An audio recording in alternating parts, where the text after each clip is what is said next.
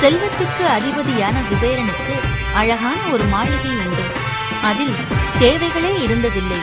அளவற்ற செல்வமும் ஆடம்பரமும் குபேரனுக்கு கர்வத்தை தந்தன. மூவுலகிலும் எனக்கிணையான செல்வந்தர் யாரும் இல்லை. என் அளவுக்கு விருந்தினரை திருப்திப்படுத்த எவருமே இல்லை. சமைக்க, உபசரிக்க, இசைப்பாட அத்தனைக்கும் என்னிடம் கூட்டம் உண்டு. கணேசருக்கு குபேரனின் கர்வம் வளர்வது தெரிந்தது. குபேரனின் கர்வம் அவன் தூய்மையை அகற்றிவிடும். அவனது நன்மைக்காக ஒரு பாடம் புகட்டுவோம். குபேரனின் பொன் மாளிகைக்கு கணேசர் வந்தார். உண்மையிலேயே அது செழிப்போடு இருந்தது. ஓம் கணநாதரே, வணக்கம். நீங்கள் வந்ததால் பெருமை பெற்றேன். அருமையான விருந்துக்கு உடனே ஏற்பாடு செய்கிறேன். உள்ளபடியே சிறந்த விருந்தாக அமைய வேண்டும். எல்லாமே நிறைய இருக்கட்டும். விருந்தின் உன்னத நறுமணம் கணேசரின் துதிக்கையில் நுழைந்து அவர் பசியை மேலும் தூண்டியது. பெரிய வாழை இலையில் அவருக்கு விருந்து படைக்கப்பட்டது. இலையில் வைக்கப்பட்டதை சில நொடிகளிலேயே காலி செய்துவிட்டார்.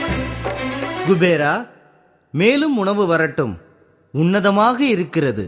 இரண்டாம் முறை படைக்கப்பட்ட உணவு நொடிகளில் காலியானது.